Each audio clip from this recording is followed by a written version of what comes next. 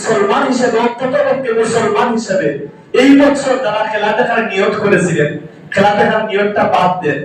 যে আমরা মুসলমান, আমরা যেই সময়টা খেলা দেখার সময়, আচ্ছা আমরা যদি যুবকেরা যদি ইচ্ছা পোষণ করি যে যেই সময়টা রাতের বেলা যদি আমার চাচাতো ভাই টিভির মধ্যে টেলিভিশনের মধ্যে 4টার সময় খেলা হয়, দেখা যায় ঘুম থেকে জাগ্রত হয়ে গিয়ে সে খেলতে পারে, কিন্তু যখন 4:40 সময় ফজরের জামাত অনুষ্ঠিত হয়, সেই সময় ফজরের জামাতে আসতে পারে না।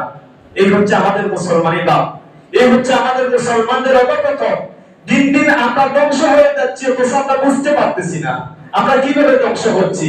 আমরা নামাজের জন্য ডাকা হয়, মসজিদের মুয়াজ্জিন সাহেব ডাকেন হাইয়া আলাস সালাহ, হাইয়া আলাল ফালাহ, যে নামাজের জন্য আসো, কল্যাণের জন্য আসো, অথচ টিভির মধ্যে আপনাকে কল্যাণের জন্য ডাকে নাই, খ্রিস্টানরা আপনাকে কল্যাণের জন্য ডাকে নাই, অথচ আপনি যেটা যায় সেই জায়গার মধ্যে যান।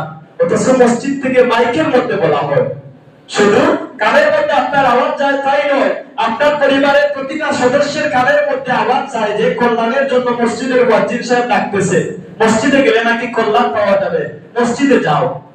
এই যে আল্লাহ পাক রব্বুল আলামিন আপনাকে আমাকে এই দুনিয়ার মধ্যে পাঠিয়ে দিয়েছে, প্রতিদিন দৈনিক 5 বার আমাদেরকে আপনাকে ডাকা হচ্ছে আযানের জন্য, আযান দিয়ে ডাকা হচ্ছে নামাজের জন্য, কিন্তু আমরা নামাজে আসতেছি না। কিন্তু এই প্রতিটা জিনিসের জবাব আপনাকে আমাকে আল্লাহ পাক রব্বুল আলামিনের কাছে দিতে হবে।